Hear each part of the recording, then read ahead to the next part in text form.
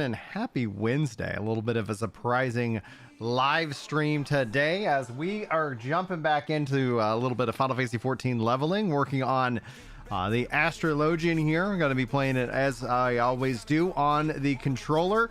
Got a lot of things we're testing out, a lot of changes that we got to get made, and I'm going to lower down the music volume because it's throwing me off. Because why not? If you guys want to come hang out in voice chat, the link is in the description. You can always use the command Discord to jump into the Discord. It's absolutely free. If you're watching this as a VOD, sound off in the comments with VOD Squad. Love seeing you guys out there watching these VODs. And if you ever want to tune in live, well, I don't really have a schedule, so just be sure to ring that notification bell. Guys, I don't really have much else of an intro. It's been kind of a crazy busy week. But Julie said, hey, you look tired. Why don't you go play some video games? And I said, that sounds like a great idea. And so we're taking her up on that offer. I'm bringing in our beautiful Discord chat. What's going on, Val? What's going on, Yerman? How are y'all doing today? Not too bad. Yourself? Why is this so loud? I'm doing good. I'm just playing Elden Ring. Yes. That is such playing the expansion or no? I'm gearing up for the expansion right now. Fascinating. They added some new things. That's nice. And a little preview of Gil Entrusted right on the menu. That was a little bit shocking. I was like, oh. There we go. I'm going to do the expansion on my second playthrough, so I'll do a new game plus. Okay. Get a few extra items to buff up my build. Nice. Then I'll go on and do it. Okay. I'm like level 187 and I still feel a bit too squishy. 187. Let me check. Sorry, 189. Ooh. Oh, excuse me. Pardon us. What's up, Solomon? How you doing, dude? And you're still too squishy? Dude, that's crazy. I'm wearing Crucible Knight armor and everything as well. Yeah, that's crazy, man. Oh, I'll take that. Take the healer queue. But, I don't know. Oh, crap. Oh, I forgot to go get my book. I'm doing a Dragon Communion build, so I'm doing Dragon Incantations, which means splitting stats between multiple different things like Arcane and Faith, so it's annoying. Okay, it's cool. Yeah, it's fun to play. Alright, wow, yeah. I haven't done Matoya's Relect in a long time. Solomon says he beat the Elden Ring DLC. I guess it's a couple weeks ago. Yeah. Started at level 273. I'm just under 300 now. Oh, Lord. Holy smokes. Holy moly. Holy mackerels. Because I'm doing a Dragon Communion build, I've got the Dragon Communion seal, which gives me like a 15% passive buff to the spells. Right. I'm going to go get another one, and that should give me a 30% buff. I'm wearing Vari's Mask, which gives me a buff whenever I make something bleed. And I've got a sword which bleed, but I'm going to add an Ash of War bleed. If you've ever played Bloodborne with a katana, you can stab yourself. So I'm going to use that plus a talisman to proc bleed buffs, and I'm also going to use the Jellyfish Shield and the Madness spell to also buff me as well. No concept of all of this. I don't know what any of that stuff is, but that's the beauty. That's the beauty of the game. It's like, oh, there's so many different experiences people can be having. Basically buff yourself to absolute insanity and then run in and try to one-shot the boss before they can kill you. Costs almost 1 million runes per level. Yeah. I have almost every item available in the game with a couple handfuls left to get. Yep. Good Lord. Man, right now, I've got most things up to, so I'm halfway to getting my vigor to 60, so I've got 56 on my vigor. And right now I need 266,815 runes per level. I've got my Mind to 50, my Faith to 50, and my Arcane to 50, and my Strength to 24. Interesting. So it's it's basically getting very expensive. You're a collector. To just do it.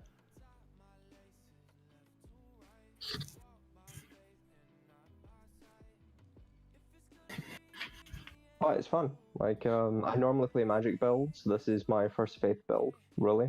Okay. Fascinating. I've been doing more of a strength build. I feel like in this game, if I ever wanted to do pure strength, I would have to do like that plus conditionals to like just augment it, because I'm not doing the Asmongold run where I have absolutely no additional effects. That would just take too long. Oh, that's me.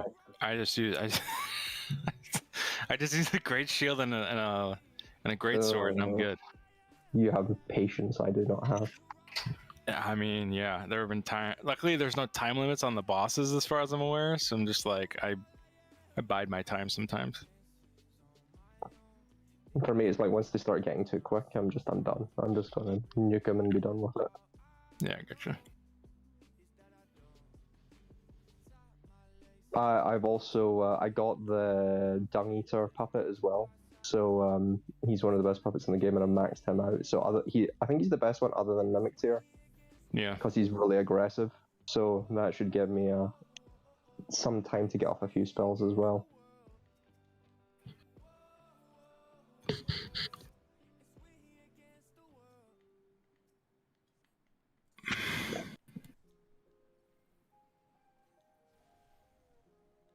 Focus on collecting and applying, excuse me, more scattew tree seeds rather than grinding levels if you want to do that in the DLC. If you want to feel less squishy in the DLC. Yeah, I know, I've heard. So. Yeah, I heard, because I heard the DLC scales with your level. Mm-hmm. But I know that once I get to the Dragon Priestess in the DLC, I'll be able to get a dragon form, like in Dark Souls. Yeah. And at that point, I had to ditch the armor, though. Mm. But that should also give me a 20%, damage increase, I believe, if I do the Dragon Priestess form instead of, like, the dragon form. But yeah, I'm about 55 hours in, I think. And I started this, like, 2 days ago. Oh, wow. Well, it sounds like you're having a good time, which is the whole point. Yeah, this is my 5th playthrough of the game. So the problem is that you just know where everything is, so it's like the normal gameplay becomes boring, if that makes sense. Mm-hmm. And then the builds start to take over. It's like, I think I messaged you have to kind of play the game like an MMO at a certain point, because you just have to grind and grind. Yeah. Yeah.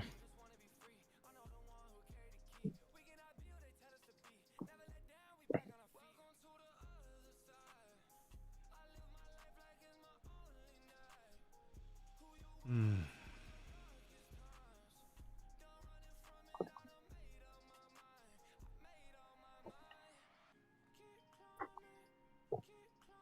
Cameron, what are you playing? You still playing First Descendant? Yeah. Haven't finished the story yet, but I'm not really in a hurry to. It's okay. But I've just been like getting new gear and like building new weapons and shit. Yeah. So, I have like a bunch of stuff to make one of the Descendants that I might play, or might just like, I don't know, figure out what he's like. But I need like one more part for him. People are complaining, obviously, especially Reddit. Yeah. Good Lord, Reddit. Like, Scrag showed me a thing on Reddit, and then I went to the First Descendant Reddit, and I'm just like, holy crap, now I know why, now I know why I stopped going to Reddit. It's like a bunch of seething, like, teens. It's ridiculous, and like... Well, you only hope they're teens. I mean, they're not, I know that for a fact. Like, how are... But like, people are complaining about how shit the grind is for First Descendant, and one of the best reviews I've seen for the game is like, stop complaining about grinding in your grindy looter shooter. Yeah, it's just like, dude, every game has its own grind. Like, this is literally part of the game. Yeah, like, the game is meant to be a grind. It's okay, and if you don't like grinds, then don't play it. Like, that's... Well, people are comparing it to the Warframe grind, and I'm just like, and what people don't understand is like, they see percentages, and they think, okay, if I do it this many times, I'm guaranteed a roll. And And I'm just like, this is what people think, and it's just like, no, that's the percentage, that's the chance of it dropping each time.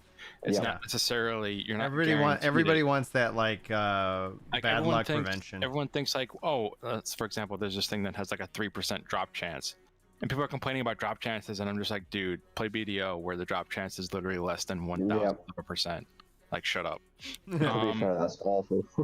Like, it's totally broken. It's an awful system. But people are complaining, and it's just like, but there's this thing that's a 3% drop chance, and people are like, okay, if I do it in like 35 runs, I should get one, and people are doing 40, 50, 60 runs, and they're not getting it, and people are thinking like, oh, the game's rigged. Like, if your only way to progress is those kind of systems, though, I understand how people get frustrated, because you kind of feel like, imagine going to work and, you know, somebody like you and your buddy go to work, and then at the end of the day, you guys roll dice to see who gets paid, and you're like, why am I putting in this work? People are comparing it to Warframe, where it's like at the end of a dungeon or a boss fight, you can like. The way I understand it is that one person rolls for loot, one person opens the chest, and that person's loot roll is what you pull from. Mm-hmm. So let's say there's 4 people in the group and 4 things roll. Each of you, whoever opens the chest, like, it's something weird, but it's just like, imagine you have one of the amorphous materials, which I don't know if you've gotten one yet. Yeah. And it's like, oh, you use yours and you can pick from, and like, it's just a dumb system that just seems really kind of like, it's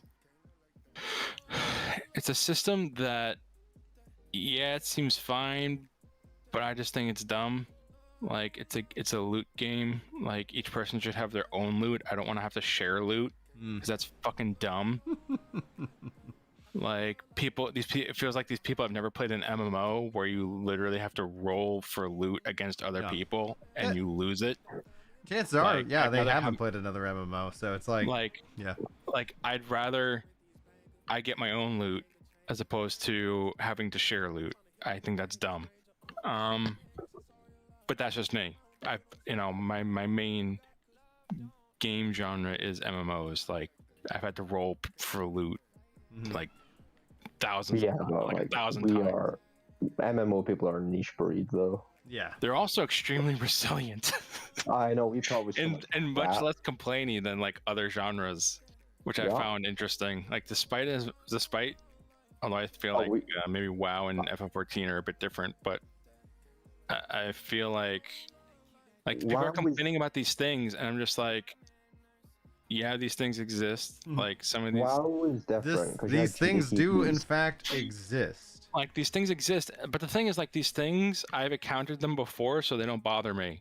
But it feels like these people have not played other genres besides like looter shooters, and aren't used to these mechanics, and so they're complaining about them. And it's just like, no, this is a good thing, and this is how it should work. Like, you don't like, do you not understand? Like, I feel like a big issue in games today is the removal of friction points, and in doing so, they fail to develop a vocabulary that allows them to play older games or games with an older design philosophy, and therefore they feel like what a lot of these friction points are is bad game design, or the game not respecting their time. And that's one phrase I've hated Asmongold for coining. What phrase? Respecting your time. Respecting your time. I'm like, it's an MMO. It's there to waste your time. It's a piece of entertainment. If any game were to respect your time, then everything should just be a one shot, right? Like, if that's like, to me, respecting your time is like, depends on what you want to do in that time. Yes, right. And for me, it's like you match the game. Like, it's all relative. Fascinating. Well, it's because at that point you get the argument of, well, I'm a parent. I don't have time to play MMOs. I don't have time to play video games. The game should be easier, more accessible. And then you just lower the skill ceiling lower and lower and lower. And it's like, how about you play the game when your children are asleep? Yeah. Well, I mean, and then the question ends up, it's becoming more like economic, because you see people like companies are like, well, how do we get more people? How do we get those parents? How do we You know, how do we grab in these people? And it's like, well, yeah, you have to dumb it down. I think and everybody loses in that regards, because essentially somebody who's like, well, you know, I'm not really invested in it, you know, just like, I just kind of dabble. There's other games for you. I think essentially the phrase that I like the most is that when you make a game for everybody, you make it for nobody. Yeah. So you're like, all right. When you it's like the inclusion shit, right? It's like when you include everyone, you automatically exclude a bunch of those same people. Yep. Like it's like Dragon Age, perfect example. It goes from Origins to then 2 to then 3, then you get Veilguard, and Veilguard might as well be a different genre. Yeah, like, it's just like, so corporal. It's the same argument that we see like every time Elden Ring or Souls game comes out, where everybody's like, it's too difficult and thus I can't play it, and they feel left out because they legitimately can't play the game. But then the question ends up being is that, you know, if they made the game the way they wanted to make the game for the audience that they wanted to make the game, and the audience shows up and buys it, no, I don't think we should be forcing companies to like, oh, well, the thing is, all these the policies. audience did show up to buy it, and they did buy it. Yeah. Like, they made it for their audience, and the audience showed up and paid for it. They made it slightly more inclusive, right? In that they made it open world instead of more linear, or Metroidvania. You'd have to correct me on that. It's the same Metroidvania philosophy. It's just in an open world format, and that's the difference, right? It's like you could go away and get stuff in Bloodborne and Dark Souls and every other game. It's just everything's not falling back in on each other. But the only difference is in terms of accessibility, is because all the things in Elden Ring are in the previous games. Like, magic is still OP in the previous games, pyromancy is still OP in the previous games. They're just there, but there's just more of it. There's more of a selection for you to choose from. Right. And the thing is, people, you know, but the reason why I say it's more inclusive because it's open world is that people have a boner for open world games. I don't know why. Because they're not all the same. Because they're not all the same. Not all the same. I mean, like, they're not all, like, most of them are just. Yeah, like, Elden Ring, that's where it's going to be interesting to see how Light No Fire enters, and if it ends up redefining what it means to be a true open world. If it's like, we made an open world, a literal planet. Like, that's cool. When Elden Ring released, it redefined what open world was, and that was a big thing at the time. I remember, but like, it's open world, but there's stuff everywhere. That's my point. Like, I was gonna say, like, most open world games suffer from emptiness. Right. Whereas Elden Ring doesn't. It's got open spaces, but it doesn't feel empty. If that makes any sense. Well, the game isn't actually that big. Once you're, it's big on your first playthrough, and you feel, like there's a ton to explore and everything like that. But the minute you've done a new game, I'd probably say you get to new game +2, your 100-hour playthrough is probably somewhere around 10 to 15 hours. Yeah. Like, you know where to go, you know where to get everything. You can go and just steamroll bosses. Like, it's not as big as you would think. Right. But it's it's like the illusion of size, if that makes sense, and like using very clever character dynamics to show scale rather than it actually being there. Probably a good example of those is like the Grand Left Dectus, where you need the 2 medallions, and then it's got the massive statues, or the left going down to the Sophia River, and it just takes forever to go down. Now, the maps aren't that big. However, it's that experience which is making it seem big. Right. And it's just very good. Like, it's not that big of a game, but it's just how they've done it is just very smart and very clever. It's like, by the time on my first playthrough, I remember, and it took me a few tries. Like, most good RPGs take me a few tries to get into, I feel, because I try stuff different and I try to get better at it, especially in the early stages. And that's how I kind of know it's a good game. But by the time I got to the mountaintops of the giants, I'd felt like I'd been almost on like a Lord of the Rings type adventure with my character. And at that point, it's like, this is a quest, and that's something you don't really get in other RPGs, especially modern RPGs. And that's mainly because you have Aloy telling me to go visit over there every 5 minutes, or there's a tutorial popping up, or I have to go follow the yellow markers or the quest marker, and it's just one thing that I really liked about Elden Ring was irritating. it doesn't hold your hand. No. Like And that's you can go and see stuff again on multiple playthroughs.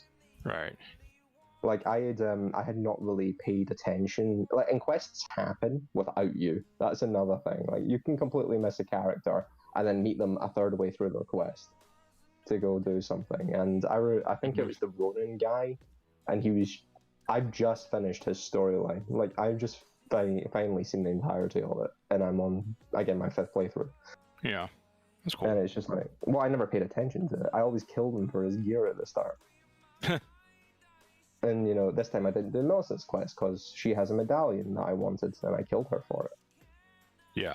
You know, and it's just stuff like that. Like, this time I completely missed out Rykard. I haven't even done him this time.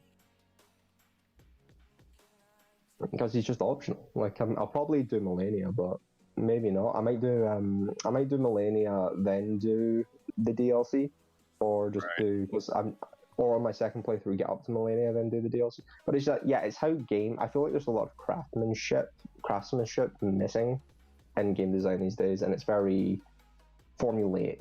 Is probably the word. Mm-hmm. And it's there to maximize profits while reducing costs for development time. But the formulas aren't good formulas. It's like a Ubisoft formula. It's not like a old school BioWare formula or a Larian formula or a FromSoft formula. You know, where they're building on their unique tradition. Mm-hmm. Yeah. Like, I remember when Ubisoft games were good. You know, now everybody groans whenever one's released. Oh man. A test of your literacy. What's up, Mike? How you doing, sir? Not wanting to work today, but it's normal. Yeah, I took a sick day today. Happens. That's why you're streaming now. Yeah, Molly was like up all night. Like, she has a group or whatever, so like Julie and I were tag teaming, doing Steam, you know, like things just to, like, you know, and she's doing much better. And so I called into work and I was like, yeah, like I'm exhausted. So I've kind of just gotten some rest today, and that's where Julie was like, why don't you go play some games? I was like, sure. I'm gonna play some tomorrow. I'm gonna play some the Throne of Liberty beta as that goes up.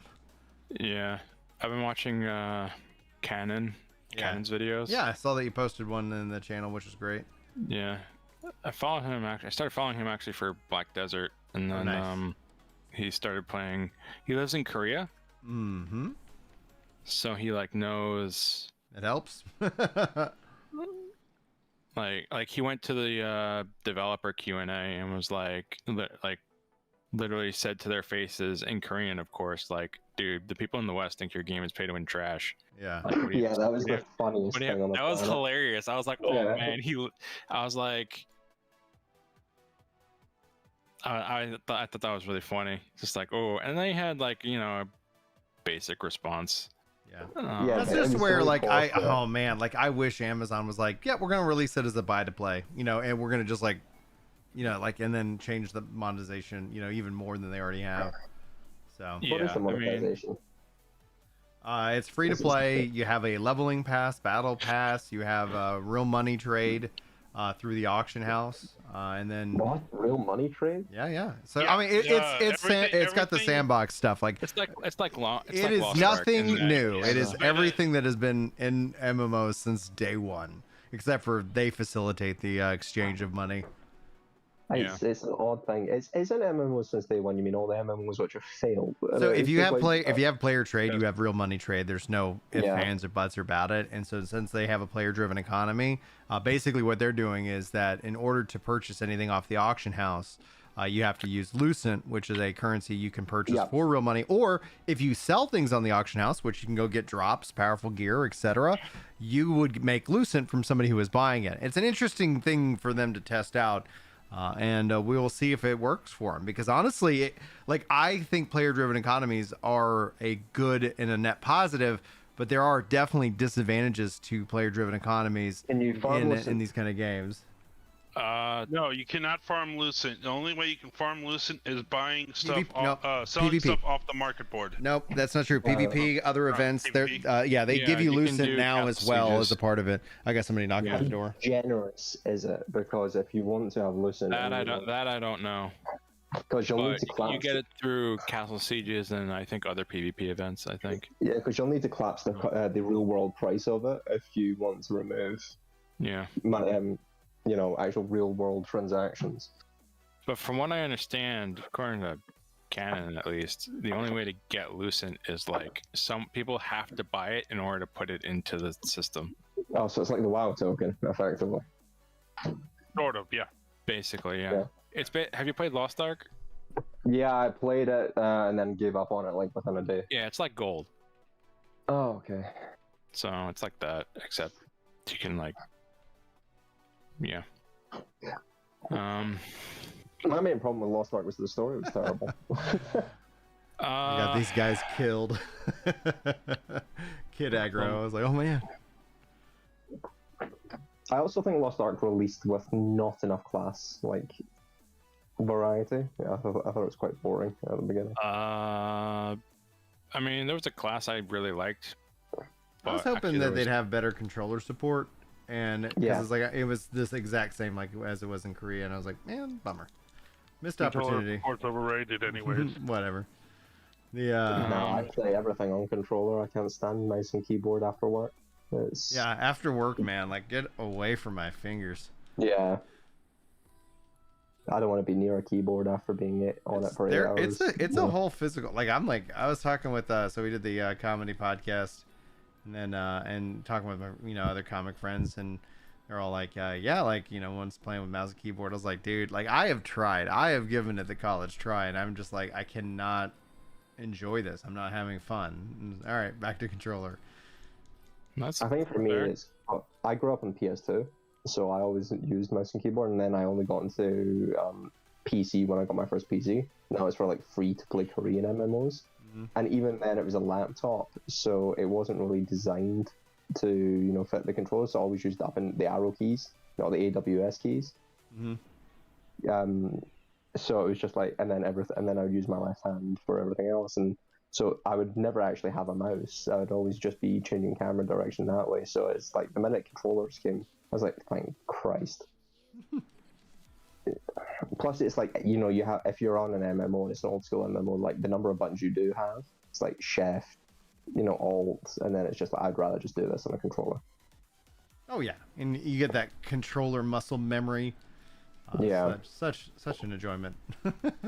Plus, it's ergonomic. Everybody's like, oh yeah, get an MMO mouse, and I'm like, I'd rather die than have. I have an MMO mouse. I have like one of the little clicking keys, and I'm just like, no, man. I've got the Razer MMO mouse. I cannot stand the amount of buttons on it, and I've got quite big hands as well. Like I've got penis fingers, so it's just like trying to remember. What was that? What was that movie? That was like all about the different multiverses. It was like a real good multiverses movie done right. But yeah, we were like these elongated fingers because it's like in the world of infinite, decisions have been made. These are the effects of those things. It's just like, but using that on an MMO mouse is just annoying. But yeah, no, controller all the way.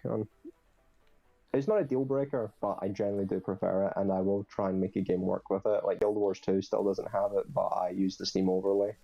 Nice. To do it that way. I wonder if Guild Wars 3 is going to support controllers. What do y'all think? It'll probably. Yeah, it'll probably. Probably. It would just make so much sense for them to do that, because you could put that work into Guild Wars 3, and then you have another, 10, you can 20 do year Guild Wars project. 2 with it pretty well, because it's got the action camera. Yeah, exactly.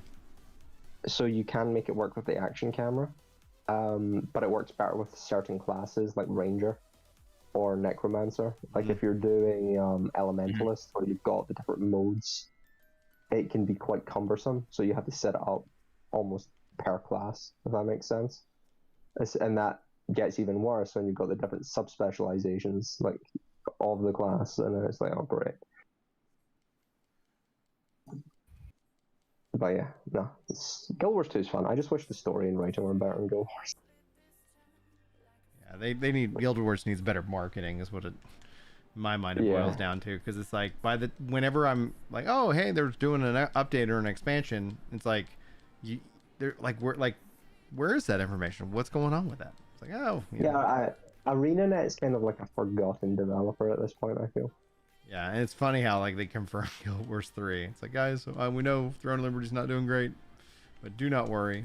We are working on Guild Wars 3. Although, I am surprised about the amount of pushback Dawntrail's gone. So what kind of pushback are you seeing? Story pushback, class pushback, none of this seems surprising. Like, I just was like, you're starting a whole new story, so you don't have that ability, you don't have that thread. They with the, like, when you play Viper and you go into anything post level 80, it's just, you're like, gosh, I hate this class. I hate this job. And then everything after that, you're like, oh, this is really fun. I see exactly what they're trying to go off, do with it. It's, wow, this is cool concept. Yeah. And so I've seen like post game pushback, like raid pushback. I've just seen like a lot. You're dealing with, though, in that pushback, you're dealing with a lot of people who are burnt out, and they are either not able to admit it to themselves, or they just are going to start to you're watching just like, I think, what we call the standard transition from Sprout to veteran, where all of a sudden you're like, oh, this is same thing. Like, where's all the content? So same thing with Endwalker. Endwalker dropped, and all of a sudden all the new people who just came in and like we're like, oh, Shadowbringers, it's got this, it's got this, it's got this, and it's like, yeah, Endwalker is going to add that eventually, but it doesn't all drop on expansion day, I never think burnout is the correct term, because burnout only happens when you feel like you don't have control over the situation that you're in. Okay. And that's what burns people out. And I feel like this has been happening it gets worse when the game developer doesn't update what I would effectively call system rot, where they're not actively adding in improvements to already existing systems. Like, they're getting to and that's been a problem that Final Fantasy 14 has had since Heavensward, where it's that they would make improvements and changes, but they would never trickle down into the base game, with some exceptions, because we've started seeing them do that for a handful of things, which is, I think, a real positive move. But you see just how much time that actually then takes them to do these things, and you're like, wow. And so with the graphical update, the thing is, I was like, I'm sure we're going to see plenty of people who are frustrated at the graphic update, saying like, we could have gotten something, we could have gotten this or that or the other thing, and they insert the thing that they enjoy the most in place of that. Because like, I can tell you, and I said it hands down, I do not notice the graphic update one bit. For me, I notice it, but if I take my glasses off, I don't. And I've got maybe my eyesight's finally deciding to trickle down or something like that. But like, put it this way, I feel like if you're going to do a graphical update, it needs to be alongside other stuff. Like, and the graphical update for me should have happened in Stormblood, not Endwalker, not Dawntrail. Actually, that should have happened years ago. Like, a lot of these fixes should have happened years ago. That every expansion have base actual foundational features, like where's the glamour system. Whereas, you don't have a glamour system, but you have a storefront system. What's going on there? Why is that happening? The formula is very stagnant at this point. You need to mix it up every few years. You can't have the same. And then the counterpoint, the people, especially in the community that are enjoying it, is that I can schedule my life around that. The raid series is predictable, so I know what's expected of me. So I'm not sitting here going like, oh man, like I got to do this whole thing, because the risk is that all of a sudden you change it up, and then everybody's like, that change sucks. Do you know my simple response to that is, why are you scheduling your life around a video game? Oh, you're 1,000% right. Like, that's the exact. It's like, okay. Are we going again? Again, it's situational disability. Is your life now a situational disability of the game? Or is the game now a situational the game? See, I could classify video games as situational disability. Yeah. It's like, exactly, if especially if you're addicted to them. Like, oh my goodness. Yes, the amount of that's what I felt like when that discussion was going on, was a lot of people who were video game addicts justifying their addiction over parenting, and I was like, whoa. Oh yeah. Guess what? I'll let my characters die, or in the case of what happened at the start of this dungeon run, I let my party die. Plus, they probably were so confused. They're like, why am I not getting healed? Like, here's the thing, right? you're playing a video game and your child needs you. If you don't tend to your child, they may die, and that's not fun. Parent. But if you don't tend to your game, you can die, but you can always restart. So I read the design document, right, that Alana Pierce shared. Oh yeah, it's so terrible. What she says in the video isn't what's in the design document. Of course, it's completely different. So she's saying, "Oh, but we want accessibility tools." That's not what that document says. That document's about designing systems for accessibility for the ground up. So you can design a system with, let's say, somebody with one arm in mind, and that will trickle down to people who are parents who only have like a baby in one hand, for example, or somebody with a strained wrist. So it's saying everyone can benefit from these accessible systems. The problem is with that, and I think I said it to you at the time, Brian, games like FF11 no longer exist. Right. Games like Dragon Age Origins no longer Final exist. Fantasy ARR doesn't exist anymore, nor does Heaven's Word. Like, the game in and of itself has evolved. And that's where, like, I think and I hope that the system that they attack next in Final Fantasy 14 is the level sync system. Because it literally would be a game changer.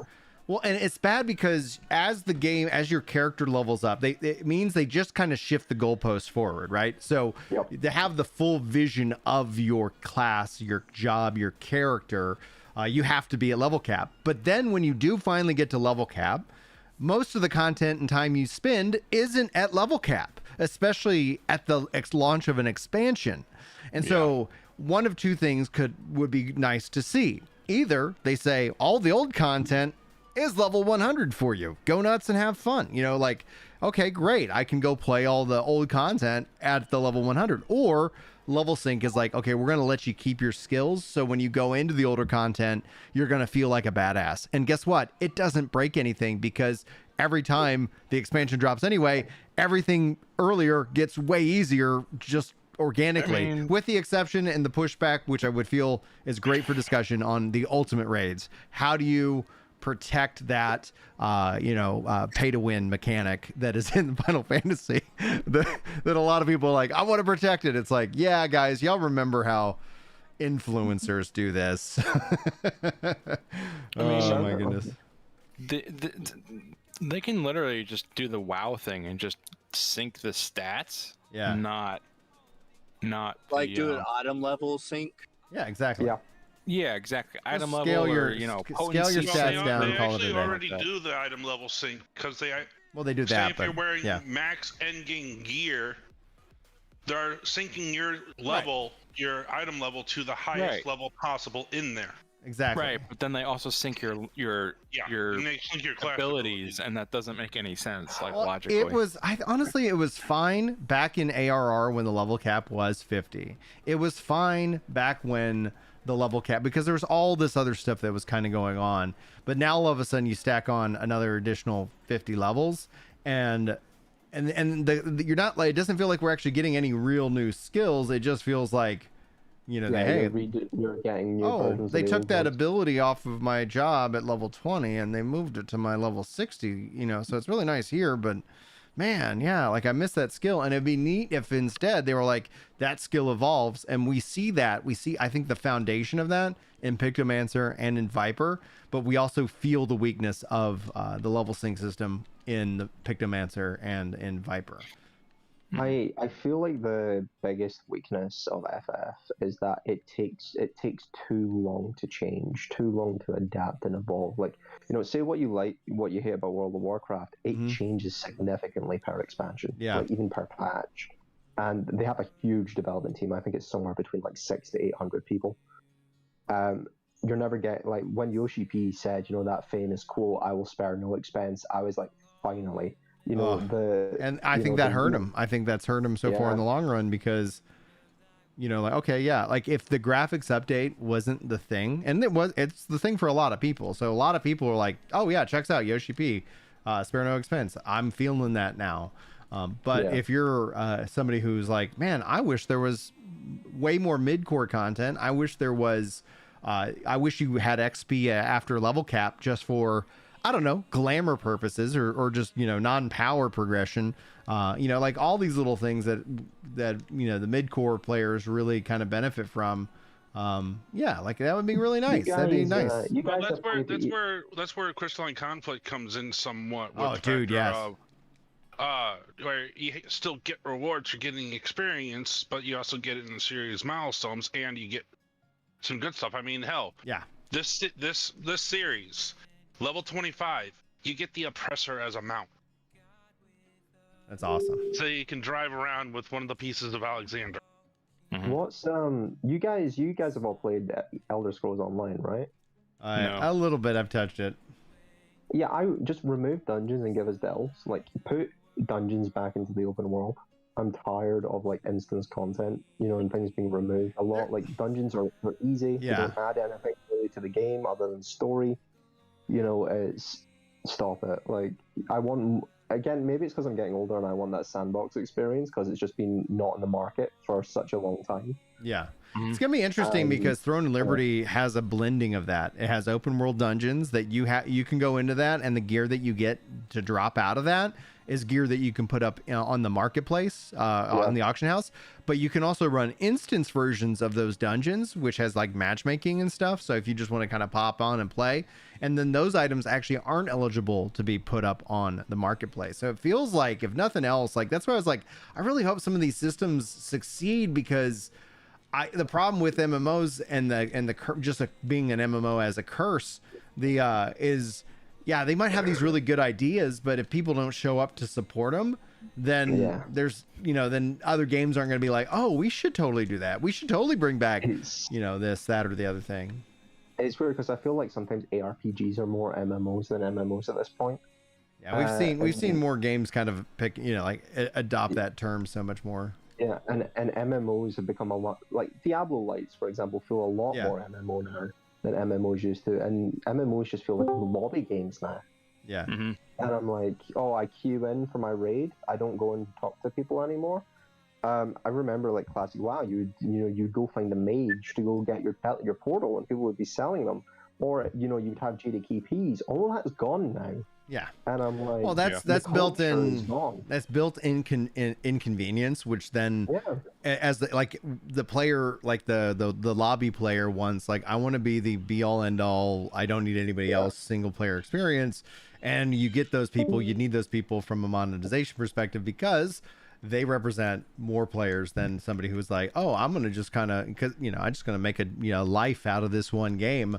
And so it's just the niche within the niche. And I think with the rising cost of video games, we're seeing this across the board. And it's one of the reasons why you're seeing, more games go multi-plat than have ever, gone before, is to I think it's also pick a them up reason as much as why possible. I think you're also seeing try again.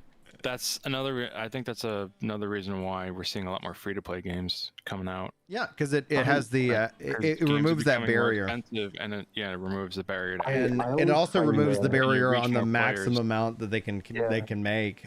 My hope though is that something with like Game Pass and PS Plus is that those become kind of the support system for what used to be the subscription-based MMO. I think essentially when you just look at it from a dollar per dollar perspective, mass market, not individual who's fine with subscribing to one game, but mass market, if you're like, oh, if you have Game Pass or if you have PS Plus, we're just gonna let you in to Final Fantasy. We're just going to let you into World of Warcraft. We're going to bake that in. And that's the biggest mistake that Microsoft, I think, has made with Game Pass and their recent kind of announcements, is that with the Ultimate, yes, it went up in price. They should have just said, hey, with Ultimate, we're going to go up to $25. We're going to add in WoW subscription. We're going to add in premium ESO. We're going to do these kind of things, because I think that would essentially like, oh, hell yeah, I'm going to pay, like I get access to more, all of that. And then obviously I think with their standard version, they're just confusing. People have people will always have issue with price increases if they don't feel like they get more value, value for the price with the price increase. Right. Game Pass for me, and I'm not sure if you've seen me, it's like, for me, Game Pass doesn't compete with a Steam Summer Sale. Like, I was actually thinking that. I was gonna say, how can Game Pass and PS Plus compete with Steam? Yeah, they can't. It's a non-compete. Hey, guess what? What? I'm back. Welcome They back. fixed the visa issue. 85 Viper. Yeah, Nice. buddy. Got the visa issue. 86. Nice, dude. Not the visa issue. No, I got my PayPal. Oh, And PayPal. I've Perfect. been, Okay. yeah, I did the PayPal thing, and I've been playing the game kind of off and on when work has permitted me to from Monday. So I have an 86 Viper. I'm very, very proud of it. I wish that I had gotten on last night and done the dailies, but a buddy of mine convinced me to play Civ 6. No, that's a good choice, dude. Like I've been so and last night with the sick kid, I was just like, yeah, I ain't playing games. Just gonna hold a baby. I'm gonna, one fun thing I started. I don't know if anybody here has ever seen it. Julie and I started watching like Lois and Clark or Clark and Lois or whatever, the Superman with his kids kind of story. Yeah, and I tell you, I'm a huge Superman fan, and I'm like, I love this side of like this ability to tell this story of an established Superman who's married to Lois Lane, and they have 2 kids. And the thing that, as somebody who has had live action one, isn't it? Yeah, it's live action. Okay. The thing that also we kind of chuckle at, because it's CW, so it's like one of the kids has got anxiety orders. It's like, yeah, anxiety sucks, man, but it's like, come on. Yeah, I mean, it just cracks me up because it's a big plot element of it all. It's like, oh man, Is that the same one where later on in this? Because I remember seeing the clip of it. Lex Luthor shows up. He's got the kryptonite. He's pointing at him like, "I've got this," and Clark just grabs it, looks at it, goes, "Huh," throws it out into the field. So that's like Days of Tomorrow or something like that. It's another show, but it's that's Clark Kent from the Smallville universe, and for some reason I prefer Smallville to the Lois and Clark one. Smallville was so good. I heard Smallville was good. Oh, you never seen Smallville? Oh wow, man. No. Me and my brother, we lived and breathed Smallville. When I CW is very formulaic though. So when I saw the WB, and which later turned into the CW, I saw it as a very girly, like all those shows. Like I didn't know what they were, and they just looked like girly, like they looked like high school girl thirst shows, and I just like, no, I'm not doing this. You mean like Supernatural and it's just in the same way. No, even like Smallville, Supernatural, like Buffy, Charmed, like all these shows that are supposed to be really great. I'm just like, Buffy's good. These are for women. It's just like with it's just basically channel evolution. Take a look back where MTV, VH1, they used to be about playing music 24/7. You can see the music videos. Yeah. But now they're more teeny bopper and all news and reality shows. It's like, what happened to the music? Well, they used to be music videos. They used to play just music videos all day. Well, I think what it is that they saw that people weren't tuning in specifically for the music videos anymore, so they wanted to capture a broader and wider range of audience by doing news and the other stuff that you mentioned. Yeah. So here's something. Verizon's been hit with a $2.6 billion anti-piracy lawsuit from a major record label, Universal. Warner and Sony take issue with the internet service provider failing to boot users who repeatedly downloaded pirated content. I mean, Disney got. Did you guys see that Disney got hacked by Club Penguin fans? Yes. Well, the one with the 1 terabyte of information. Yeah, and they tried to put it on 4chan, and then they got taken down. I mean, it's on the internet. It's somewhere. Like when they said 1 terabyte, I was like, oh, it's like most of my hard drive. Like back in the day, it would have been. Like someone said this, and I agree. Back in the day, 1.1 terabytes of information would have been impressive. Yeah. Nowadays, you only got 1.1. Amateurs. Exactly. It's like you only got 1.1 terabytes. That's not a lot. It wasn't a terabyte. It was a TI byte. So it was more than a terabyte, much more. I believe. Oh yeah, you're right. What is it like? And it was. I don't know what a tetrabyte or something like that. Maybe. But it was hundreds of shows, plans, future release date stuff. Yeah. Absolutely, and the guy got cold feet, and they outed him as well. Like they wrote a letter and saying this is a warning to people in the future. Don't get cold feet. Allow us to stay in the system, or we'll just destroy your life. Oh. So yeah, I don't know why people they were calling themselves activist hackers, and I'm like, okay. You never call yourself an activist. Yeah, that That's seems just a failure. Yeah, seems weird. Then again, well, to me, an activist is just another one for a communist at this point. Maybe that's yeah. Well, I mean, that's just where my mind goes. You know, it's a bit like all right. I mean, though, Destiny's. Are you? Oh my gosh, dude! What? His rhetoric. I think the best thing that I thought and I said was he's doing the Lord's work on getting people to become more conservative and leave the radical left, because it's like, holy crap, dude! So what? You have that, and then you have people complaining about, like at the RNC, you had Sikh, right? Sikh, I think that's how you pronounce it. Like individual praying to God. Yeah. And like a former or current porn star who's a MAGA voter. Wait, I think I know who you're talking about. Amber Rose. Yeah, I never heard of Amber Rose until. And then, and then, but you have people like claiming, oh, she prayed to a demon. Like you have all these Christians and like really like conservative people complaining that like this is what the Republican Party has become, and it's just like, it's because the Republican Party is now an amalgamation of what is effectively same thing with the liberal side. It's like it's such. The only thing is that I would say that the left side has become even more socialist than it was in the past. Yeah. Well, it's because there's less people in it now, and everybody's flooded to the right. But the thing is that you've now got what was left. The left doesn't have babies. This is just a natural reality of life. That's why you see cultures constantly shift to the right over time, because generally more conservatives tend to have more children. And I mean, and not just tend to have more children. We're talking a massive significant difference. And that's one of the things that like it's my go-to to really, like, if I'm just like, all right, man, like I know we're going to agree to disagree on this one, but if you really have a problem with this, go have kids and teach them how to vote. And they're not going to do it because like, it just doesn't work there. Like mentally, I'm like, all right, so I'm going to have kids. I'm going to teach them to vote. And you're going to see that happen.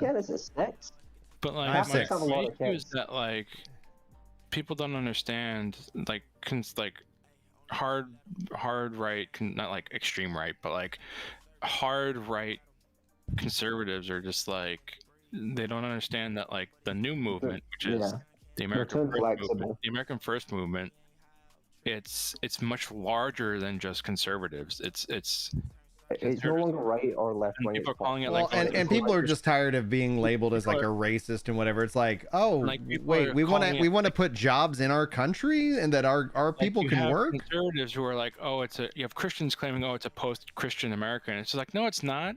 It's just your Christianity is at its best when it's the counterculture.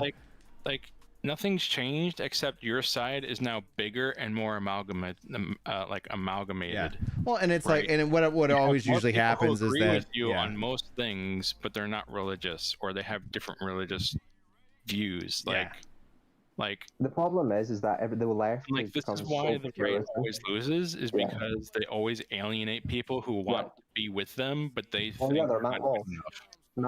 Matt Walsh, exactly. It's like, all right, like not even Matt Walsh. Like there's a Christian YouTuber I follow, and she's just like she was talking about this woman, Melanie Mack. Yeah, she's like, oh my god, she was praying to a demon, and people in the comments are just like everyone was just like, no, this is her version of God, and it's just like, no, it's a demon because it's not the Lord Jesus Christ, and it's not like, do you think like maybe like she's praying to the same like deity, but just that's her interpretation, like different tradition. Yeah, so like if you talk to Hindus and stuff like that, Hindus actually believe in one God, and people are like, what? And it's like, all the various gods are manifestations of God and his personality and his functions. You get that in Catholicism as well. Like, you do get that with the Father, the Son, and the Holy Spirit as well. Christianity is weird in that they have no real name for their God. Well, they do. It's just you don't say it. No, Yahweh was his original name before. Yeah, Yahweh. It then kind of changed. No, Yahweh was his original name. And if we look at the actual, what that actually means, this gets really cool. Is so he says, "I am, who am," right, Yahweh. That, and essentially what you go and you look at it, and it's that he says, I am going to show you who I am. That is my name. And that is essentially then manifest in the sacrifice of Jesus Christ on the cross. Is that, right. who is God? God is the guy who sacrifices himself for us. Right, you know? but God, like, but So like Christianity and Judaism are like, who's there's God? a few, What's his there's a name? few It's like, this is traditional God. names. Like, You've got Yahweh, you've got Elohim, which is the one I've heard most. You've got Adonai, Jehovah. That's another one that was in Monty Python. right, but when anyone refers to God in Christianity or like in colloquial, Christianity and Judaism also God is like, Abba. That's a weird thing. Yeah, like in terms of religious, like religion, like many, if not all, major religions, or actually all religions, have a name for their God. Yeah, Christianity is weird, and Judaism to a certain extent is weird because you call him what he is, which is he's a god, but you call him God, and it's like calling a human like human. Like it's like I'm talking to Brian and I just call him man. Yeah. Right. I don't call him Brian. I call him man. Right. Well, to be fair, when I'm at work and I got a customer come in, I don't remember names, so I'm like, "Hey, man, how's it going? What's up, dude? Can I get you?" Yeah. No, but like it's like it fits. It's more of a friend because you're God. When you pray to God, you're praying to like someone who it's like a parent or whatever. Yeah, that's why. Right. Well, from a Christianity perspective and Judaism, it's Abba. So yeah, that like the term would be father. Where if you look at like Muslim would be Allah, which means master. Yeah. And so it's like there's and you think about just those two words alone, it's like God is either our father or God is our master. And it's like it totally changes your relationship. Which is like very different change there, isn't it? Yes, it's a very different relationship. But like my point still stands. Like you can still call your father, dad or whatever, right? Yeah. But you don't call him man or you don't call him human. Yeah. Right. You call him. I call him prick. Whatever. To each his own, right? But like my point still stands. Like it's weird to call. Yeah. God. No, I get what you're saying. Like it's just weird to me.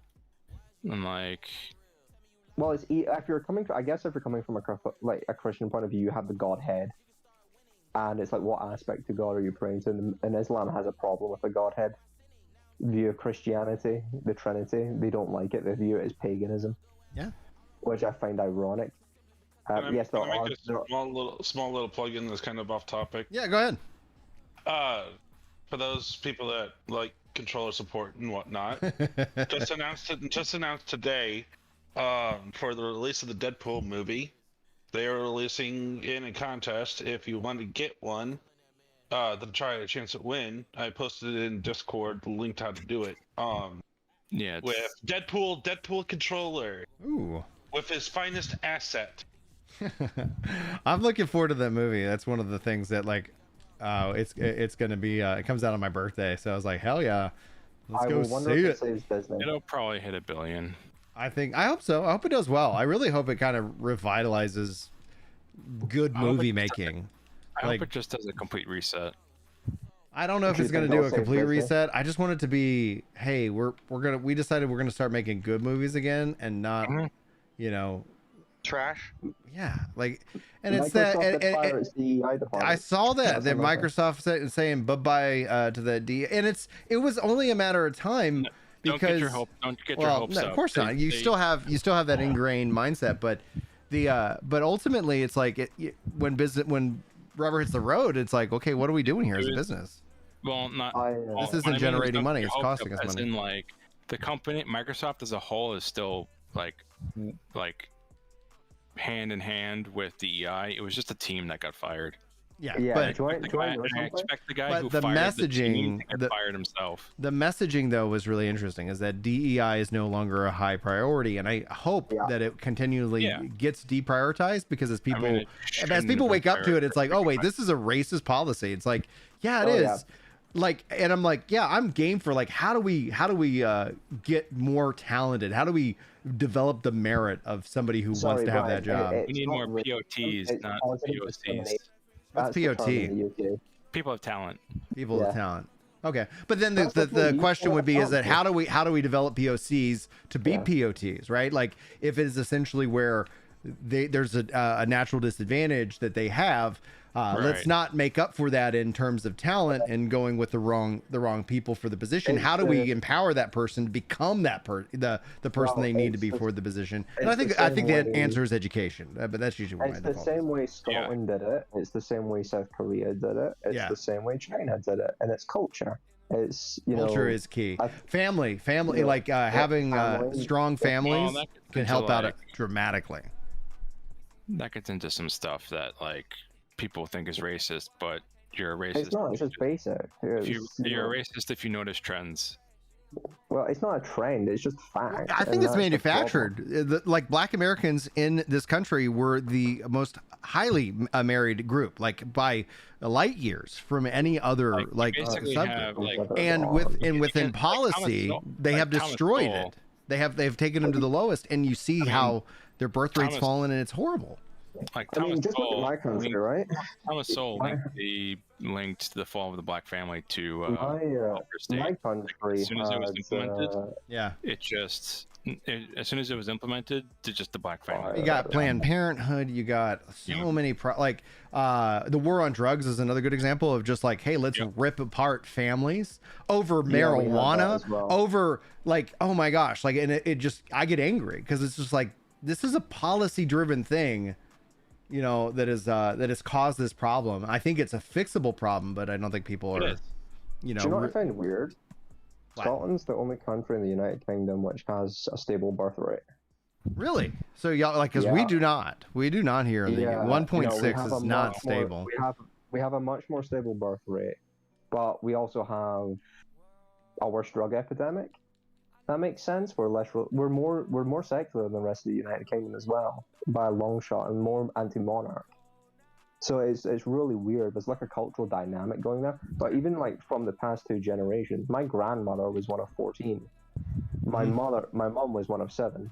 I have a half sister, and then that's it. Yeah, and the urban as things urbanize, and obviously, like I think one of the things that people say is that they would have more children if they could financially figure out how to make that happen.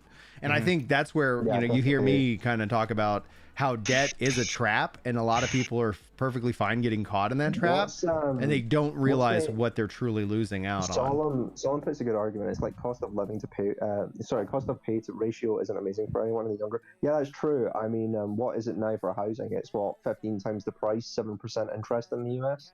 5, 6, something like that. Depends on where you live. Yeah, but it's like interest rates in the UK are almost 0. But the thing is that it's still 15 times the price. But the problem is if you're trying to get savings and you're putting it into an ISA, having almost like 0.1% interest, you're not earning any money by saving it in the bank anymore. Like we had, I think it was 5% during the aftermath of COVID. Everybody was putting their money in the bank. Everybody for fixed terms because they want the 5% for the next 2 years. Yeah, because that's the fastest rate for people to go to the past. Another thing with the housing market in America right now, and it's actually nationwide, not really, say state per state. It's right now currently more of a seller's market than it is a buyer's market. Yeah.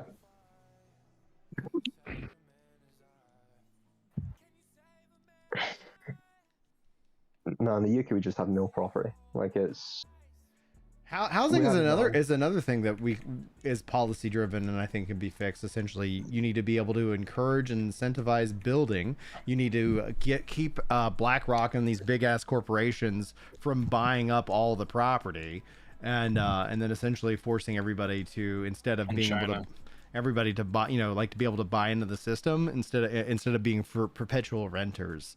And so I just want to make a small little plug-in. Yeah, are please. Are you greedy much there, Brian? Because rolling a 99 greed roll. Dude, I gotta get them loots, man. I gotta get them loots. Always roll need. Never roll greed. Yeah, I don't know why. Well, need if it exists. Like it doesn't let you roll need on everything. Yeah, need if you absolutely need it. Like if you don't need the when it comes to in my opinion, if you're done and you've got the minion from the raid, right? Roll greed.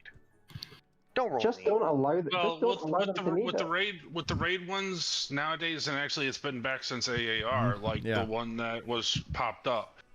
Those are all unique, untradeable ones, so you can't roll on it again. Once you have it, you have to pass on it. Yep.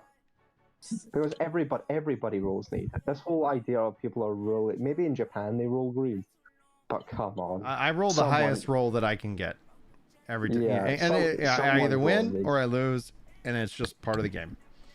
I mean, like one of the and then I run over here and I turn it all in. Back when I was playing in what was it, Endwalker, and I was doing one of the Pandemonium raids. Literally, I won with a roll of 69 on a needed roll. Nice. It was funny because of the fact that there was other people that rolled needed on it too, but I'm the one that won it with the 69, and I'm like, okay, 69 wins. It is the best number. Do you know how I knew that the Final Fantasy raid format wasn't for me? Oh, how did you know that? I fell asleep during the first raid tier for Apophelos, and I just fell asleep. Like, it was so boring. I don't get raid culture, and I know that it's like that has been, obviously Final Fantasy 14 2.0 and forward has been deeply inspired by by World of Warcraft, right? So I understand that a lot of people are mad that it's like, oh, he's never done the ultimate. It's like, I've never found a reason why. There's it's the raids and FF are so different. Like, WoW raids are so much more fun. 14 are not even remotely like the same. No, they're dances. The closest thing to them is like the Rabinaster and shit like that, but even then it's like it pales in comparison. Like raids and WoW are experiences. Oh yeah, it's hard to explain. But the thing is, like, for the raids in WoW than I do in like, FF14. FF14. If you go into a raid in WoW, multiple things can happen depending on what you do. And FF is very mechanical. You learn the dance, and then you work together as a team to solve the problem. It's very Destiny-like in that regard. Also, too, there's a huge crossover in terms of like personality and both positive and negative within Final Fantasy and in Destiny. It's like there's some real crazy parallels between these two games. Deepstone Crypt is still one of my favorite raids in Destiny. I love. Oh, it was good. I loved the Deepstone. That was fantastic. Deepstone Crypt, King's Fall. I didn't like the Leviathan raids. I thought they were really bad, but that apparently they were made by a separate team. But yeah, it's like, raids have to be fun, man, and they can't be uber hard. I get people want, it's like, I understand Ultimate, but come on, like, it gets to a point where people just wait 2 years to then get the gear, and it's just like, maybe it's a bit too hard. I guess people want to push it, but it gets a bit much. I feel like a lot of the time. It's like, I think rating in FF is actually higher than other MMOs as well. I think it's 13% for Ultimate, do the Ultimates, and it's like 25% or something do Savage. I do not know. Something like that. It's high, yeah. It's high. For FF14, higher than any other MMO. I've never done any of the Ultimate raids. I've talked to my FC about like potentially getting people together and trying it, because you can't undersize them, can you? I don't think so. No. You can unsync them and do it that way, but no. If it comes to like alliance raids and stuff, you need other people. Yeah, but like, I've seen a few party finders of people like, hey, you need to do this alliance raid. I need only 8 people, and it's like people are like, no, you don't. Although I'd say modern alliance raids don't require 3 groups anymore. I feel like they don't do a lot of the 3 group mechanics. The alliance raids I find are to be the most enjoyable. Yeah, they are the most enjoyable. And it feels like an actual raid where they've gotten away from that for like, and it's like, why do we have trials and we have raids, and all raid is like a harder trial. Like, yeah. I mean, they might as well just call them trial 2.0. Like, they're not even remotely like raids. I mean, to be fair, one of my favorite things I like kind of experiencing is the alliance raids, because they're the big spectacles with, what is it, 32 people? Yeah. 24. 24? 24 with 24 people, and seeing how the different groups are able to handle when, say, the tank of their group goes down. You watch them all scatter around like a bunch of little ants with chickens head off. Yeah, you know, it's absolutely hilarious because then it relies on the other group to either have their healer take a moment to res them, or let their group hopefully pull their shit together and res their tank. People are gonna be really annoyed, but I feel like World of Darkness is probably the best of the original. Oh, dude, yeah. Oh yeah. Darkness. Yeah, man. And that was such a fun thing. I do think Circus Tower is visually more enjoyable. One thing I thought was funny at release of 7.0, Amon had his revenge on every single player. That was very true. About it, Brian, yeah. Well, I got caught up in it. Y'all were like, "Yo, this is bugged," and it's like, "Oh, fascinating." And I was like, I actually got it, and then it was like, "Oh no, yeah, it is bugged." They fixed it within a couple of days, but it's just like Amon's revenge he's back again. He's mad. He is mad. But with that, I'm going off to work. Everyone have fun. I'll see you all some other time. Later. See ya. I'm on my days off, so I get to play 14, do my D&D and other crap today. Nice. Hey, Varen. Yeah. Bite me. I get today and tomorrow off. Bite my shiny metal ass. I'm being nice, damn it. See y'all later. See ya. I think FF's like it's very formulaic. I don't like how the community pulls its punches though when it comes to FF. I feel like there is a sense of, oh well, they're Japanese, so we need to be nice, and I'm just sat here going, I don't care. You know, it's like there's a bigotry of low expectation, I feel like, within the FF community. I think what for me, part of what I feel with the FF community, I feel like it could care less if you are a new player or not at times, because today I witnessed this today.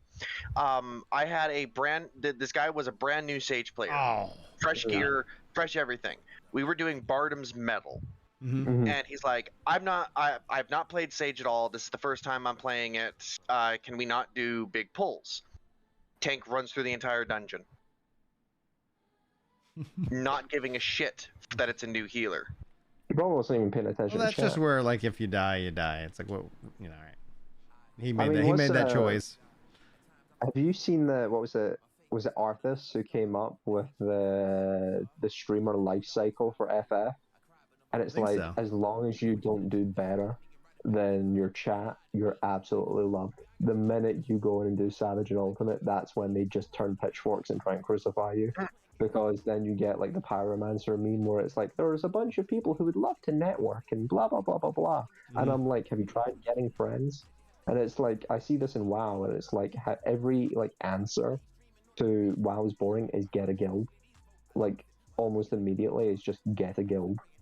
But not like why does it have to be tied to the guild? Why can't it be the story? Why can't you have fun with going through the story, experience of the questing, having fun with the way that the game just opens up as you continue to explore and do stuff in the game? Why can't that be the fun that you get? Because story's one and done. Like, the thing is, story doesn't last. Like, it's great in the moment, but what happens at the end? Like, you know, story just doesn't last. You're not going to be on the story for 2 years. You're going to be in the raids. You're going to be in the open world. And the thing is, the open world, there's nothing in it. Hunts are the same. World bosses are almost non-existent. Fates are terrible. Like, fates have barely been touched. Like, I think we just got the fate calculator, where it's like, you need to do 100 fates in a zone. And I'm like, great. You get gems that nobody uses. Yeah, there's so many things that they could do that would really just like bring kind of a holistic sense of kind of, you know, experience to the game. It's why Black Desert was so addicting for me. Everything's in the open world. Everything's in the open world. Like, the housing is phenomenal. Like, you can do productions, you can, you know, set up production nodes, you can do absolutely everything, and it's like, it just felt, it's weird, right? Even though Black Desert is probably, I'd say, a very intense MMO, it felt more casual than something like WoW did. Because WoW is very casual for the open world stuff, but very hardcore for specific things. Okay. Whereas Black Desert felt like it was much more spread out. if that makes sense. Like, it was a lot of casual stuff that added up to being something very serious and very time-consuming. And then you could go take that stuff and do a guild war. And then that's where all your fun would be, and that'd be PvP, however. Or you could, challenge people for grind spots, and yeah, there was questing, and yeah, there's story, but I'm going to be honest, it's pretty terrible. Yes! 87. Sorry. You're good. No. I'm never going to complain about someone who's happy that they've done something. I mean, I'll be doing that later on tonight. I just unlocked flying in Thavnir, and then I just flew around the map, getting the entire map progress to get that last little chunk to 87. Do they still have the ether currents? Yeah. Oh god. Why can't they just get rid of them? Like, just put it at the end of the story. Because it encourages you to explore. Yeah, but that should be in other things. Like, it's not encouraging people to explore; it's forcing them to explore. Try to save that guy. Couldn't. You need the ether currents. You can't go without them. I mean, you could. Nobody's like to be fair, I did, and then I was just not flying for 2 years. I didn't explore the map. I just didn't bother flying at that point. It was like Pathfinder. Oh, I still have. Wow, I haven't done any of the ether currents in Elpis. Yep. Or no, Ultimate Thule. I haven't done any. Brian, do you know what Pathfinder was in WoW?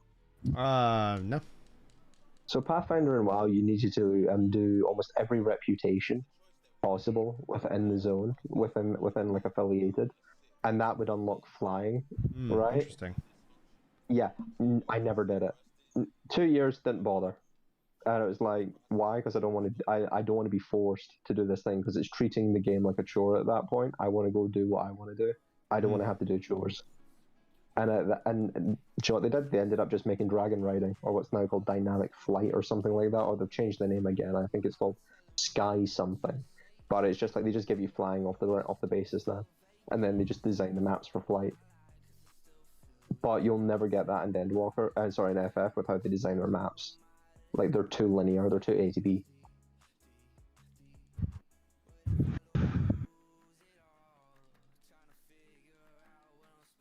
But yeah, it's like FF just needs to evolve quickly if they want me back. Like, I get anything at 87. I see no reason to play the game outside of the free trial at this point. Well, that's the thing. It's like, for the free trial, it's like, why give them money? And it's like the fact, if they had a way of you going into kind of free trial mode after you gave them the 20 or 40 bucks, I think that would be, I'd be game to have that kind of conversation, because it's like, oh, you can't be subscribed right now, but might as well pop in and check out all the updates. You can't even update the game without being subscribed. And I was like, man, like They did change that. They did? Apparently now when you boot up the launcher, it'll update before you log in. Interesting. I have not Apparently, yet seen that happen. I remember reading something about that, but I don't know if that's implemented yet, or that's planned to be implemented. I remember reading something about that. Okay, if it's planned, that makes sense, because I was like, I have not yet seen that happen. Oh, what the hell do I want to do? Do I want to just do more of the roulettes and just get the lesser XP, or do I think what poisons a game community is the fact that the game community sees the potential for the game, and then the potential's never realized over time, and therefore they get very bitter because the devs therefore seem out of touch, even though they have a production pipeline that probably goes counter to what the community want there and then. Well, that's always the case with any game. Take Final Fantasy VI. Final Fantasy VI has an avid ROM community that does different ROM hacks that'll change the game entirely. There are several fan games that are like, this is what the game should have been, and what they do is they ramp up the difficulty of it because this is how they truly see Final Fantasy VI, or really any of the older Final Fantasies, should have been, instead of what we actually got, because they weren't hard enough for them. I think, and that's always the case. Is that with a lot of fans, is they feel the game should be harder, or the game should be easier. The game should have this ease of use thing. That it should have this quality of life feature. And I can't help but say to a lot of people that want those things to, guys, you don't get to decide how the game works. The devs do. True. And the devs are making a fantastic game as it is. No, they aren't. And this is the difference I have, is that Diablo 4, perfect example. Devs don't make good games. Devs listening to customers make good games. And this is the very different thing. There's a symbiotic relationship there. Devs, Wait, what time is that? I'm going to be honest, the majority of the time make shit. They're terrible at their jobs. What? Like, especially modern developers, they are terrible. Like, most modern games are trash. They're not good, they're not worth your time. That's why Game Pass is probably so attractive to a lot of people. 99% of games fail. Like, when I look back at the PS2 era, games tried so many different things for your time. Like, they were really competing for your dollar. Mm-hmm. Now everything's the same monolithic corporate mess. And, you know, I think the World of Warcraft team learned during Shadowlands, you need to listen to your customers. They decide what they want. You will never change their mind based on what they want, so you need to service their needs. And I think the Diablo 4 team learned that this past year as well. Because Diablo 4 is very different now to when it was, you know, back this time last year. So different. Mm-hmm. And just in, like, everything, really. Itemization's different. Boss encounters are different. They've changed the open world. Hell tides are more important now. Game's completely different. Much better. It's a lot easier in certain ways, but it's also a lot more harder in certain ways. Throne and Liberty servers go live tomorrow at 12 Central. Is that the full launch? This is the open beta. The full launch is in September. Dude, it's like a stacked on stacked year. That's where I was like, are you going to play this? I was like, I'd like to, but I'm not going to kill myself over this stuff. That's kind of why I feel like Game Pass is a bit of a scam for me. It's like, just because you give me 100 games and I pay 20 quid a month for them, I'll never play this. You're still limited by time. Yeah, time. So I'll probably be playing Elden Ring for the next. Well, I'll be playing Elden Ring realizing, like, I've got 35 games or something I need to get through. Like, that's like gaming content for the next 10 years. You know, it's like, and I already own it. You know, so it's like, I still need to play. I tell you though, like, the value of Game Pass as a parent is massive. It is absolutely I think there's no way I would not have. I think it's good for families, and I think it's good for. It's good for families, yet they don't not have a family plan, and that in and of itself is like, figure that out. Just. I think it's a generational thing. If you don't have a game library, it's good for you. If you have a game library, Steam sales are better for you. Because you probably got all the best hits on Game Pass already. And if you've got a backlog like I do, I can wait for the next Doom game for the next 5 years and I'll get it on a Steam sale for like £5. And that's with with Gamergate too. It's like, if gamers can just like legitimately play their backlog, you're going to see massive industry change. Oh yeah. But we'll see what happens. I think there's a couple of games that are on the DEI detected list, and it'll be interesting to see how those games perform. It's not as big as I thought it was, the DEI detected list. I think they've taken a bit of a break on that. But I will say that I think we're talking about the cost of games, right? Miyazaki recently did an interview about how he manages his studio, and he does it very conservatively. And then you can start seeing why they're doing stuff, and you see why they have success. It was Miyazaki. Yeah, it was Miyazaki, and you can see where he's the guy behind the Dark Souls games. Gotcha. Okay. Behind Elden Ring, and he creates everything very conservatively, very conservative forecasts. So he said when he was doing the DLC, budgeter. He's a good budgeter. He said but he over delivers, right? So when he was promising the Elden Ring DLC, right, he says it was the size of Limgrave, which is the starting area. Wait, that's it? Small. That's relatively small. It's not. It's like a third of the game. What's the best dungeon to run for experience? The DLC is like you want to run the dungeon that you are currently at level 4. So if you're 87, you want to do Catesis. Okay, so you want to do that over and over. So I'm 94. Then you do the Atiascope. So the Atiascope, as opposed to the level 90 ones. Well, that's if you're level 90, you want to do just any level 90, I guess. I'll do a Atiascope. If you're 89 or 89, you want to do Catesis or no, the Atiascope. If you're 89, Atiascope. If you're 90, you can do whatever dungeon you want at the time. But typically, if you're going after just free gear drops off the chests, you want to do your highest level 90 dungeon.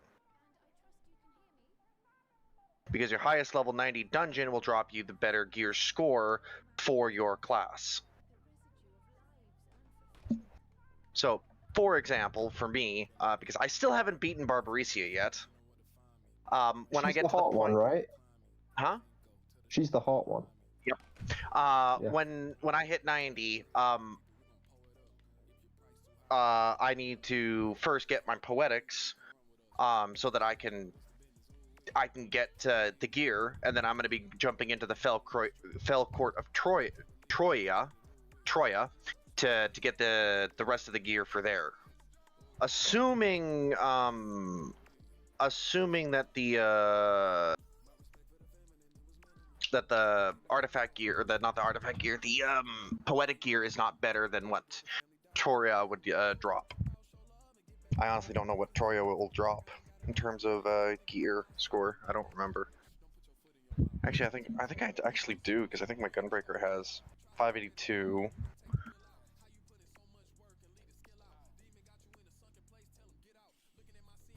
$530. Didn't I pick up? Yeah, I'm an idiot. There it is. 660. Okay, so yeah, all I need to do is just get the poetics, and then I can just go grab the gear off of the merchant that's in Charlian. Yeah. So, Vol, back to like kind of the original point that just went awesomely fun. That was such a fun conversation. I'm not surprised that there is frustration and not the game isn't as well received as Shadowbringers Endwalker was. I think those are just natural human reactions. And as somebody who hasn't experienced the story at all, I'm like, all right, like, I mean, I'm looking forward to it. And from what I find fascinating, some of the critique that people have leveraged against it, I go, oh, thank goodness. Like, oh, you're an adventurer, it's not about the warrior light. I was like, yeah, let's put that to bed. Oh yeah. One of the things I've heard is that the story is not all that good compared to one, Endwalker, and two, even Shadowbringers. Part of that to me feels like this is a bridging expansion, much like Stormblood was after Heaven's Ward. Yeah, exactly. I think that's a very dangerous position to be in. I'm all for them doing a setup expansion, but at the same time, hearing that we're back to being adventurers, cool. I'm done. I'm honestly glad we're done with the Warrior of Light crap. Although I am worried that the first half of the expansion is, oh, we're adventurers, but the second half, same shit, different pile, because we're back to being Warrior of Light. Right? If you're doing a bridging expansion, you can't make it feel like ARR again. It has to have the same quality of Shadowbringers, of Endwalker. Otherwise, you're now just in this dynamic of the game's peaked. Why stay? And that's a very difficult situation. There's a healthy way to play where you're just kind of touching the game from time to time, as opposed to like, as opposed to like, oh, this is the only thing I play, and it's like, yeah, let's go with it. I feel like part of the complaint, we're MMO play. I feel like part of the complaint that could probably come from the fact that, oh, well, this isn't as good as Endwalker, is because of what Endwalker meant, not to mention Shadowbringers as well. Like what Shadowbringers and Endwalker meant for the community as the story continued and then eventually ended and culminated in Endwalker. Yeah, it's going to be quite the high bar to cross. But this is also on trail going to a brand new story arc. We don't have that same level of building up that Endwalker had. Yep, but just look at it from my perspective, right? Endwalker was a massive disappointment for me. Like, I haven't had actual content from FF for like 4 years. Like, that is too long. Like, it's not providing the necessary... The story quality was terrible. Like, it was just awful. The writing quality was terrible. Like, and that's because I feel like the game should have ended. Almost like the Warrior of Darkness storyline ended in Shadowbringers. Yeah. And they never and they kind of failed to set up the Garlean storyline in Stormblood. Well, yeah, like having that is a bummer. I was hoping that there'd be a little bit more meat on that bone. Yeah, so I feel like Heaven's Ward was the start of the Warrior of Darkness setup, and Shadowbringers was the end of that storyline, whereas Endwalker was the end of the Stormblood storyline. But the problem was the Stormblood storyline was never that good. And what saved Stormblood was the amount of content it had and the quality of content it had post-expansion. I think what saved Stormblood for me was legitimately Bozja and Zadnor, because that felt like that was the story that completed the story. Let's go, But you never had that in Endwalker because it didn't have exploratory zones. And so it's like you got the second Stormblood expansion, but it never had any of the content cadence that Stormblood had. Instead, you got Island Sanctuary and another copy-paste Deep Dungeon that adds nothing to the formula. Well, the disappointment in the Deep Dungeon, which I actually run it once and we didn't get the clear, and so I was like, this is not I'm not using this for leveling. It's like I hate when I lose progress. But it's like, why create multiple deep dungeons when you could have just improved Palace of the Dead? And I think it would have been really neat to see if they brought in things they learned from Zadnor and Bastia, right? Where you have like a specific gear that actually has perks that are in that zone that you can go and kind of try and go after. I just want them to like have 4 zones. Each zone is an exploratory zone. There's a ton of like different open world dynamics in those zones instead of having like 15 A to B zones. And your Aetheryte fills up. Like, I want to feel like I'm in an open world. I don't want to feel like I'm in an instant piece of content, if that makes sense. Because, like, when you go out into... It feels like... I had a lot of charm in ARR, because ARR felt very sort of FF12-ish. Where it's like, you'd go out and it's like, it's a very instant zone, but it feels a bit open world-y, but it's really not. But once that kind of dies down, it's kind of like, I just kind of wish they would update the game design a bit. Yeah. You know, and I get, like, if you're running you're like, no, it's like, when I think it was like Endwalker, like, oh my god, what was it, FF4 villains? The demons are like, oh my god, FF4. I've never played FF4. I could not. Oh, dude, FF4 though, man. 4 was great. Dude, I love 4. And actually, it was like I was doing the replay of the Pixel remasters, and I'm just like, why is that not on Xbox yet? Like, where are we coming? Where's that coming along? Let's go. It's like, for me, my favorite FF so far because I went back and have been playing some of the older ones through the Pixel remasters as well. Yeah. My favorite has been 6. I'm not gonna lie. Dude, 6 is so good, man. Like, for me, it defined. That's the thing. I was playing through 4, and this was almost 2 years ago. Like, you know, like I have goals of playing games that I own that I never around to. So I want to play through 4, and I'm playing through it like as an adult now, like as an adult with kids and like life experience, as opposed to like, I remember playing this as a kid. I remember the story of Rose. I remember this and that, you know, or do I really? And what did I miss? And so that's something that I was like, I already felt instantly when playing through 4, and I'm very, very excited to sit down and do that again through 6. If they end up doing a 2D HD of it, though, I'm not gonna lie, I think I would prefer. Like Octopath? Yeah, exactly. Oh, that'd be so cool. That would be so cool for Final Fantasy VI. What were the first FFs you finished? The first FF I ever beat was Final Fantasy IV. I did not like Final Fantasy 1. I played it and I was like, I don't like this game. I was a Dragon Warrior kid at the time. I know 2 is the one that a lot of people do not enjoy, because 2. But 2 never came out in the West until like years later. Like, to the point where it's like my 2 is literally 4. So whenever it's like I always got to do this mental translation in my mind. Yeah, whenever I say like, I've had that issue where I'm like, Final Fantasy 2 is a lot of fun, and I hear people be like, but no, 2 was not all that. 2 was really good, especially with the gold beds. I'm like, that's 4. Like, no, it's not. That's Final Fantasy. Hey, I got World of Darkness. Woohoo! Cool. People still die on the mechanic. I know they do. It's great. It's absolutely fantastic. It's weird, right? The first FF I played was 12, but I never finished it because I feel like I was too young. Oh, like, I was 12. too emotionally mature. I love 12 as well. I think 12 is a great one. I love 12 for the whole, like, when it's FF used to have that opening cinematic where it used to explain the world to you. And 12, you start off as kind of like a sewer rat kid, and he wants to be a sky pirate. Mm-hmm. And you're going in, and like 12 just creates a great aesthetic. Oh yeah, and dude. Right out the gate. I quit when you hit the prison because I think it just got a bit too complicated for like 6-year-old me. And then I think the first FF I finished was actually Dirge of Cerberus. Okay.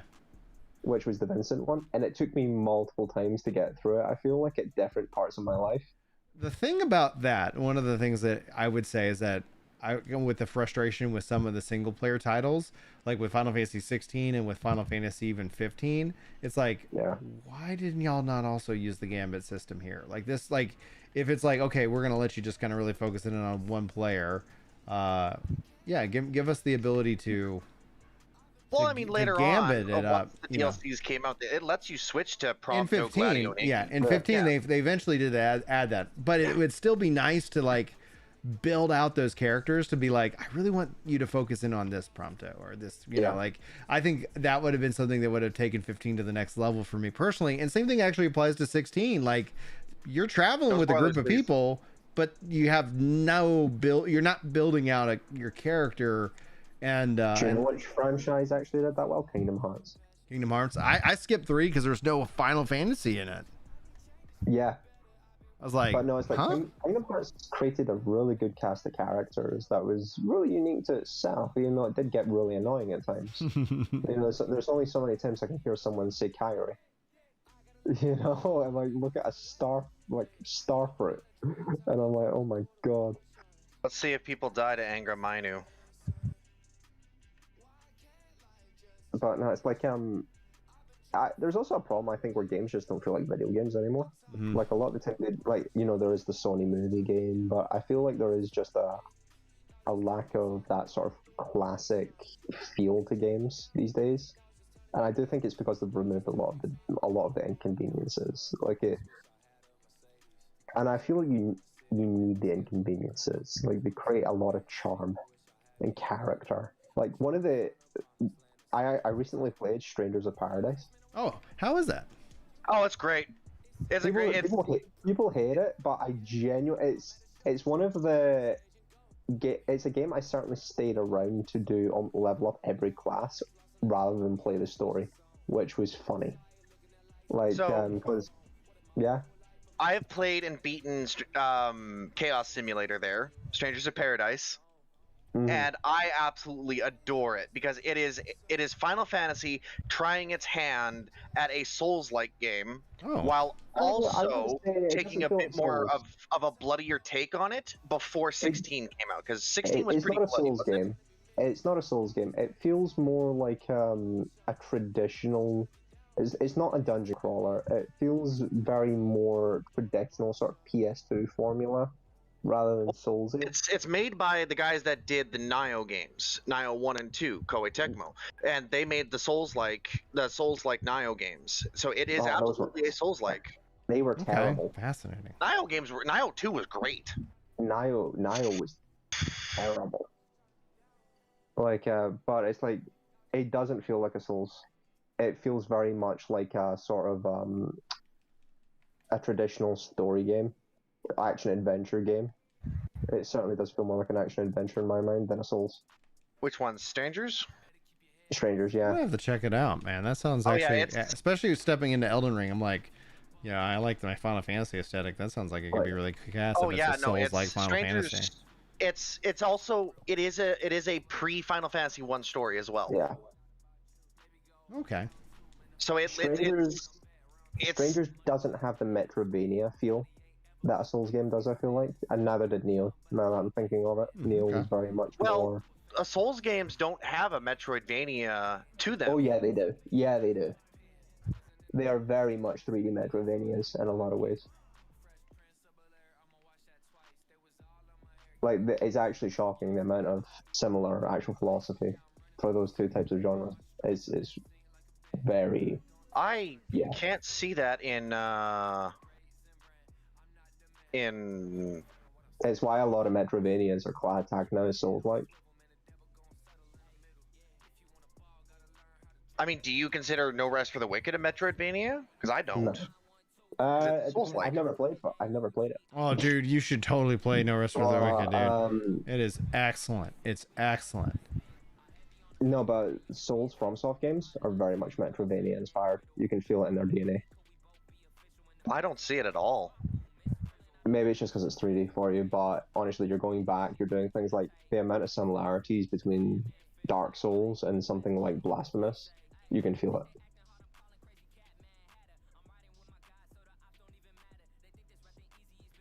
Maybe I'm just going insane there, but Yeah, no, I feel it. To me, that kind of broke me because there's no way in hell that a Souls-like is a Metroidvania. Yeah, there are Metroidvanias that have Souls-like elements, like take Salt and Sanctuary, for example. Salt and Sanctuary is a Metroidvania Souls-like, but taking something like Hollow Knight, which is pure Metroidvania. No, when Souls games are going back, you're getting it tools further ahead, you're going back to unlock tools at the early stage. You know, there's a lot of similar dynamics and similar encounter dynamics. Sure, one's 2.5D and one's 3D, but the thing is that the actual philosophy they're derived from, in my mind, is very similar. But then also trying to say that Elden Ring is a Metroidvania is also wrong. I'm not saying it's Metroidvania. I'm saying the philosophy that they're actually deriving from is very similar.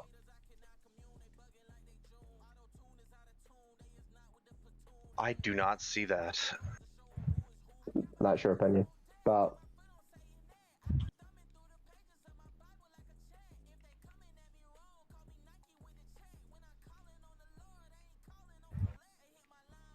even then, right? It's like, I think a lot of it's also the fact that the PS2 era, I think, defined gaming.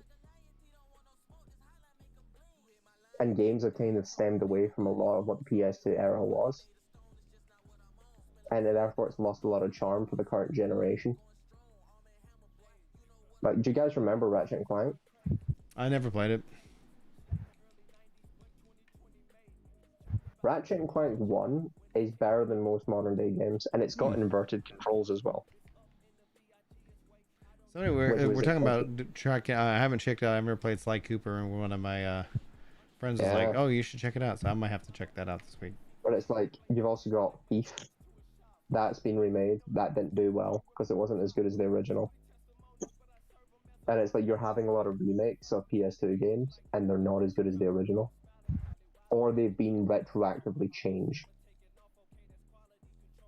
Like, I believe it's, I can't remember what type of horror game it is. It's not, even the Silent Hill characters have been changed. They're ugly now.